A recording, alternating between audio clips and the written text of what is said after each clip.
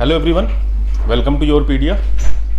My name is Nitish Pandey and I am here to discuss about upcoming BARC interview, Bhabha Atomic Research Center. So अभी recently listings सामने आई हैं कि BARC जो interview है gate के through कौन कौन से बच्चे देने वाले हैं, कौन कौन से बच्चे एलिजिबल हैं, जिनको बुलाया गया है, वो लिस्ट अभी आई है।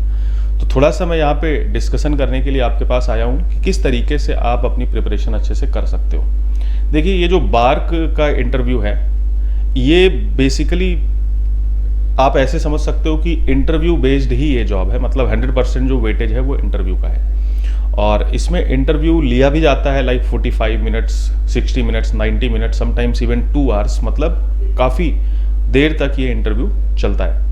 और ये मोस्टली फोकस करते हैं टेक्निकल एस्पेक्ट पे, आपकी सब्जेक्ट नॉलेज पे, मतलब जो HR वाला पोर्शन है, जो बाकी पोर्शन है, उस पर इतना ज़्यादा ये फोकस नहीं करते हैं। हाँ, थोड़ा बहुत चीज़ें जब आप जाओगे तो आपको लाइटन करने के लिए, आपको यू कैन से कंफर्टेबल करने के लिए कुछ इधर उधर थोड़ी बहुत चीज़ें पूछ सकते हैं, पर जो मेन इनका ओरिएंटेशन होता है, फोकस होता है, वो होता है कि ये साइंटिस्ट को रिक्रूट करना चाहते हैं। तो जो साइंटिस्ट लाइक माइंड्स होते हैं, जो साइंटिस्ट लाइक एटीट्यूड होता है जिनका, उनको ये ढूंढते हैं, उनका सिलेक्शन करना चाहते हैं। तो कैसे आप अच्छे से इस इंटरव्यू की प्रिपरेशन कर सकते हैं, इसके ऊपर हम एक बार डिस्कशन करने के लिए यहाँ पे उपस्थित हुए हैं। देखिए, ये मैंने लिस्टिंग की है कि क्या की एरियाज हैं जो आपको कवर करना है। There are some points that you must go through. जैसे सबसे पहले तो ये सब्जेक्ट नॉलेज बहुत ही ज़्यादा इंपॉर्टेंट है। This is the most important portion, क्योंकि बेसिकली इसी का इंटरव्यू आपका होने वाला है। बाकी सारी चीज़ें इसके अराउंड सेकेंडरी हैं।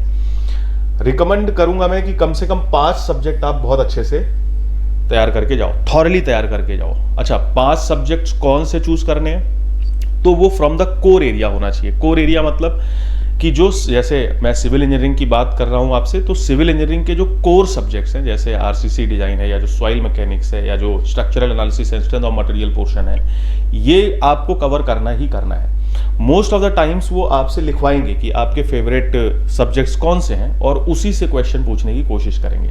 पर इस बात की कोई गारंटी नहीं है, मतलब अगर आपके सब्जेक्ट्स बिल्कुल कोर से नहीं है, तो हो सकता है वो उनको जो चाहिए, जिस तरीके के कैंडिडेट्स, उस सब्जेक्ट से क्वेश्चन वो पूछेंगे ही पूछेंगे। तो आपको ये ट्राई करना है कि कम से कम 5 सब्जेक्ट्स बहुत अच्छे से तैयार कर लो। उन 5 सब्जेक्ट्स की अगर मैं बात करूं, so it can be like आप स्ट्रेंथ ऑफ मटेरियल अच्छे से प्रिपेयर कर सकते हैं, स्ट्रक्चरल एनालिसिस अच्छे से प्रिपेयर कर सकते हैं। अपार्ट फ्रॉम दैट, जो डिज़ाइन वाला पोर्शन है, like reinforce cement concrete, RCC की डिज़ाइन या स्टील डिज़ाइन भी आप अच्छे से कर सकते हैं। 4 सब्जेक्ट तो यही हो गए। फिर सॉइल मैकेनिक्स भी आप अच्छे से कवर कर सकते हैं। लेकिन जो इंटरव्यू होगा, वो इंटरव्यू चूंकि इस तरीके से वो आपसे क्वेश्चंस पुट अप करेंगे, they will start from the basic, बहुत बेसिक से वो स्टार्ट करेंगे।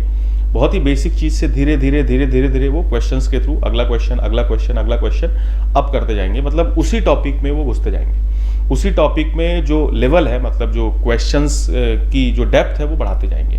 तो कोई भी सब्जेक्ट जो आप प्रिपेयर कर रहे हैं, उसको आप बेसिक से स्टार्ट करें, फ्रॉम द बेसिक। उसकी पहले एक अंडरस्टैंडिंग डेवलप करें कि किस तरीके से आपको प्रिपरेशन करनी है, क्या समझ डेवलप होना जरूरी है, और फिर धीरे धीरे उसके एडवांस लेवल तक आपको प्रोसीड करना है। वहां पे आपको ब्लफ नहीं करना है। ब्लफ ना करने का मतलब कि अगर आपको सपोज किसी लेवल के बाद नहीं पता है आंसर, कि you don't know about this, तो आपको सिंपली एक्सेप्ट करना है कि सर मुझे इसके बाद नहीं पता है। हालांकि यू कैन से आपको अगर लग रहा है कि आप आंसर दे सकते हैं, थोड़ा बहुत हो सकता है कि बहुत एक्यूरेट नहीं है, कुछ आसपास आप आंसर दे सकते हैं, तो आप उनसे पूछ सकते हैं, सर कि एग्जैक्टली तो मुझे आइडिया नहीं है, but I can guess something like this, तो ये भी चल जाएगा। पर वहाँ पे आपको ब्लफ नहीं करना है, ठीक है। सबसे पहले आपकी सब्जेक्ट नॉलेज बहुत अच्छी होनी चाहिए। और सब्जेक्ट नॉलेज में एक और चीज़, चूंकि ये डीप लेवल क्वेश्चंस पूछने वाले हैं, एडवांस क्वेश्चंस पूछने वाले हैं, 1 घंटे तक आपका इंटरव्यू हो सकता है, तो जो इंटरलिंकिंग है सब्जेक्ट्स की, वो भी बहुत ही ज़्यादा ज़रूरी है। इंटरलिंकिंग का मतलब, जैसे आप RCC पढ़ रहे हैं और उस RCC में अगर कोई सोम का कॉन्सेप्ट आ रहा है, या कोई स्ट्रक्चर का कॉन्सेप्ट आ रहा है, या किसी और सब्जेक्ट का, सपोज जैसे बिल्डिंग मटेरियल्स एंड कंस्ट्रक्शन, जो कंक्रीट टेक्नोलॉजी वाला पोर्शन है, वहाँ के कॉन्सेप्ट्स आ रहे हैं, तो वो कॉन्सेप्ट से भी वो आपसे क्वेश्चंस पूछ सकते हैं। तो जो भी आप 5 सब्जेक्ट्स प्रिपेयर करें, जब आप इनको प्रिपेयर करें, प्रिपेयर कैसे करेंगे, फ्रॉम द स्टैंडर्ड बुक्स। जो स्टैंडर्ड बुक्स अवेलेबल हैं, जो आपने बीटेक में या प्रिपरेशन के टाइम पे यूज़ किया है, उन बुक्स को पढ़ सकते हैं, या प्रिपरेशन के टाइम में आपने जो नोट्स यूज़ किए हैं, उन नोट्स को पढ़ सकते हैं। गेट के थ्रू ये सिलेक्शन हुआ है, तो गेट से थोड़ा सा इसका बोल सकते हो, जो नेचर ऑफ क्वेश्चन है वो डिफरेंट होगा इंटरव्यू में, क्योंकि यहाँ पे वो थ्योरेटिकल अंडरस्टैंडिंग पे ज़्यादा फोकस करेंगे, ना कि ज़्यादा फोकस करेंगे न्यूमेरिकल्स पे। हालांकि आपके कॉन्सेप्चुअल अंडरस्टैंडिंग चेक करने के लिए वो डेरिवेशंस वगैरह भी करवा सकते हैं, तो वहाँ पे शार्पन पेंसिल्स और इरेजर वगैरह भी यूज़ करते हैं। बीच में कोविड के टाइम पे जैसे बोर्ड और मार्कर यूज़ करने लगे थे डिस्टेंसिंग मेंटेन करने के लिए, तो आपको डेरिवेशंस पे भी फोकस करना है, डेरिवेशंस पे फोकस करना है, जो अंडरस्टैंडिंग ऑफ द कॉन्सेप्ट है उस पे फोकस करना है, और जो अलग अलग दूसरे सब्जेक्ट से जो कॉन्सेप्ट्स की इंटरलिंकिंग है उस पे भी आपको फोकस करना है। सपोज जैसे उन्होंने आपसे क्वेश्चन पूछा सॉइल मैकेनिक्स से, लेट्स से कि सॉइल की बियरिंग कैपेसिटी क्या होती है, आपने बता दिया कि बियरिंग कैपेसिटी वो you can say maximum value of stress है जो आप अप्लाई कर सकते हो on the soil without getting it failed in share criteria. तो फिर अगला क्वेश्चन पूछ सकते हैं कि ये शेयर में ही क्यों फेल कर रहा है, शेयर क्राइटेरिया क्यों इंपॉर्टेंट है, या बियरिंग कैपेसिटी आप क्यों बोल रहे हो, या बियरिंग क्या होता है, या अलग अलग तरीके के बियरिंग कैपेसिटी क्या होते हैं। फिर आपने अलग अलग तरीके के बियरिंग कैपेसिटी बताए कि ग्रॉस बियरिंग कैपेसिटी है, नेट बियरिंग कैपेसिटी है, सेफ बियरिंग कैपेसिटी है, नेट सेफ बियरिंग कैपेसिटी है। फिर वो पूछ लेंगे कि ये ऐसे अलग अलग की जरूरत क्यों पड़ रही है, आप कैलकुलेट कैसे करते हो उसको, मैथमेटिकली कैसे कैलकुलेट करोगे, फील्ड में कैसे कैलकुलेट करोगे, फील्ड डेटा से या ऑब्जर्वेशन से प्रैक्टिकली कैसे कैलकुलेट करोगे। तो कहने का मतलब वो एक के बाद एक इस तरीके से लेवल अप करते जाएंगे, मतलब और डीप घुसते जाएंगे। तो आपको जब प्रिपरेशन करनी है, जब रिवीजन करना है, जब आपको तैयारी करनी है, तो आपको भी ऐसे ही सोच के प्रिपरेशन करना है। Start from the basic of the subject और उसको फिर डेप्थ में आपको अंडरस्टैंडिंग कवर करना है। जो भी टॉपिक्स आप कवर कर रहे हैं, एटलीस्ट 5 सब्जेक्ट्स तो आपको जो कोर एरिया है वहाँ से कवर करना ही करना है। बाकी आपके जो और कोई सब्जेक्ट्स हैं फेवरेट, आप उसको भी कवर कर सकते हो। मैंने 5 बताए आपको, strength of material, structural analysis, reinforce cement concrete और स्टील डिज़ाइन, और साथ के साथ you can say soil mechanics, but environmental engineering is also important, transportation engineering is also important, water resource engineering is also important, क्योंकि civil engineer की उनको क्या requirement है, तो जो टाउनशिप वगैरह होगी उसकी प्लानिंग आपसे करवा सकते हैं, वहाँ पे कुछ कंस्ट्रक्शन करवा सकते हैं, वहाँ पे आपसे कुछ मैनेजमेंट करवा सकते हैं, या फिर रोड कंस्ट्रक्शन वगैरह के रिलेटेड वर्क करा सकते हैं, या जो रिएक्टर्स हैं वहाँ पे कुछ रिक्वायरमेंट पड़ी वो भी आरसीसी स्ट्रक्चर्स हो सकते हैं, तो वहाँ से भी आपसे कुछ हो सकता है, कुछ लोगों को वहाँ पे भी वो भेज सकते हैं। तो इस हिसाब से ही आपको अपनी प्रिपरेशन करनी है। मतलब entire civil engineering is important, पर मोस्टली वो जो आपसे 5 सब्जेक्ट्स पूछेंगे, जो आप बताओगे 5 सब्जेक्ट्स, क्वेश्चंस उसी से पूछेंगे।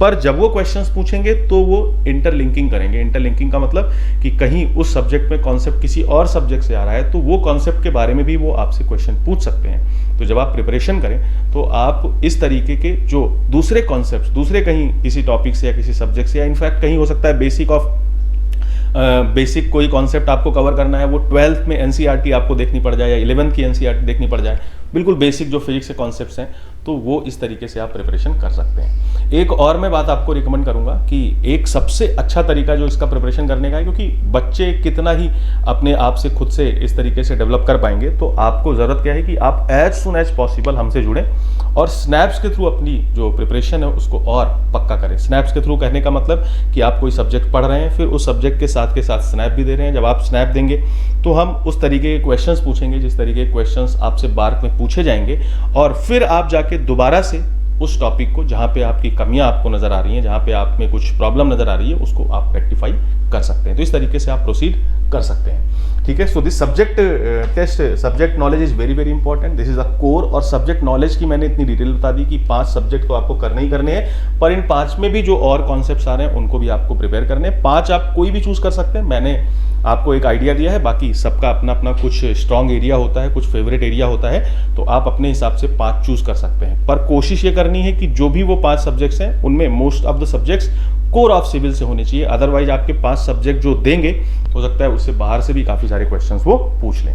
दूसरी चीज मैंने बोली कि प्रिपरेशन आपको करना है from the basics to advance level. आपको बेसिक से स्टार्ट करना है, चीज़ों की अंडरस्टैंडिंग क्या है, कोई चीज़ क्यों हो रही है, उनमें जो अजम्पशंस लिए गए उन अजम्पशंस का क्या मतलब है, प्रैक्टिकल सिग्निफिकेंस किसी चीज़ का क्या है, अगर सिचुएशंस चेंज करती हैं तो उसमें किस तरीके से आपको मॉडिफिकेशंस करनी पड़ सकती हैं, इस तरीके के क्वेश्चंस को पूछ सकते हैं। फिर प्रोजेक्ट जो है आपका, जैसे किसी ने एमटेक किया हुआ है, एमटेक में कोई प्रोजेक्ट किया हुआ है, या ट्रेनिंग कहीं पे किया है, इंटर्नशिप किया हुआ है, तो इससे भी वो क्वेश्चंस पूछ लेते हैं, बट नॉट ऑफन। ये जो क्वेश्चंस आते हैं ये शेल्डम होते हैं, नॉट ऑफन, मतलब कभी कदार ये इससे भी क्वेश्चंस पूछ लेते हैं। बट मैं ये रिकमेंड करूंगा कि जो बेसिक ऑफ आपका प्रोजेक्ट है, इंटर्नशिप या ट्रेनिंग है, वो भी आपको कवर करके जाना है। फिर डेरिवेशंस भी यहाँ पे इंपॉर्टेंट है, वो आपसे डेरिवेशंस करने के लिए बोल सकते हैं, आपको पेपर पेन देंगे और बोलेंगे कि देखो प्रूफ करके दिखाओ ये चीज़। जैसे कि जो प्रिंसिपल प्लेन्स हैं उनके बाइसेक्टर से टाउ मैक्स प्लेन है, वो बोलेंगे कि चलो प्रूफ करके दिखाओ। या जो बेंडिंग फार्मूला आपने पढ़ाया है बर्नौली, यूलर बर्नौली इक्वेशन,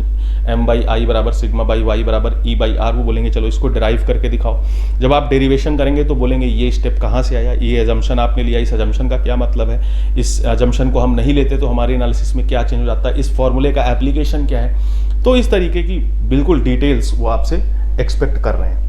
फिर मैं एक और बात रिकमेंड करूंगा कि प्रैक्टिस करिए राइटिंग करके, मतलब लिख के, क्योंकि लिखने से ही आप और अच्छे से प्रिपरेशन कर सकते हैं, क्योंकि वहाँ पे भी वो आपसे लिखवा सकते हैं। जैसे बाकी इंटरव्यूज में हो सकता है इतना राइटिंग इंपॉर्टेंट नहीं है, पर यहाँ पे वो डेरिवेशंस करवा सकते हैं या आपसे कुछ लिखवा के उसके बारे में अंडरस्टैंडिंग डेवलप कर सकते हैं। Again this graphs are very important. ये ग्राफ से बहुत क्वेश्चंस पूछते हैं। Graph is nothing but data representation. तो जगह जगह पे आपने जो ग्राफ्स बनाए हैं उन ग्राफ्स को अच्छे से करके जाओ कि इस ग्राफ का क्या मतलब है, इसमें वेरिएबल्स क्या है, इस ग्राफ से हम क्या क्या सीख सकते हैं, क्या क्या चीज़ें समझ सकते हैं। इस तरीके के वो क्वेश्चंस आपसे पूछ सकते हैं, ठीक है। सो और एक बहुत इंपॉर्टेंट पॉइंट कि आपको ब्लफ नहीं करना है। You need not to bluff, मतलब वहाँ पे आपको गलत आंसर नहीं देना है, आपको सॉरी कहना और नहीं आता है ये कहना भी सीखना है, ठीक है। फिर से मैं एक बार रिपीट कर रहा हूँ, जनरली ये हम लोग ऑब्जर्व करते हैं कि बच्चे काफ़ी लेट में हमसे कनेक्ट होते हैं या जुड़ भी जाते हैं तो वो मॉक देना या स्नैप देना देर से स्टार्ट करते हैं। उनको लगता है कि चलो अभी मेरी प्रिपरेशन नहीं है, थोड़ी प्रिपरेशन हो जाए तब हम जाएंगे। तो हमारे सामने आने में आपको शर्म नहीं आनी चाहिए। We are here to improve you, to guide you. आपकी प्रॉब्लम्स को किस तरीके से रेक्टिफाई करना है और आपकी प्रॉब्लम्स, एक्चुअल प्रॉब्लम्स क्या हैं, वो हम आपको आपसे बेहतर बता सकते हैं। सो आई विल रिकमेंड कि जल्दी से आप जुड़िए हमसे। जल्दी से मतलब ऐसा नहीं कि आपने हमारा जो कोर्स है उसमें एनरोल किया है और उसके बाद फिर आप वेट कर रहे हैं कि जब कुछ टाइम बचेगा इंटरव्यू की, बिल्कुल आपकी डेट आ जाएगी तब आप फिर हमारे पास आओगे, तो ऐसे काफ़ी डिफिकल्ट हो जाएगा। सो हर एक एग्जाम के लिए ये चीज़ वैलिड है, यहाँ पे भी ये वैलिड है कि start preparation, start studying your subjects, और साथ के साथ तुरंत उन सब्जेक्ट्स का स्नैप भी देते चलो। और जिस तरीके से आपका मेंटर आपको गाइड कर रहा है उस तरीके से आप अपनी प्रिपरेशन को और स्ट्रॉन्ग करते चलो, ठीक है। This is all from my side. All the best. I hope you do very well. Thank you everyone.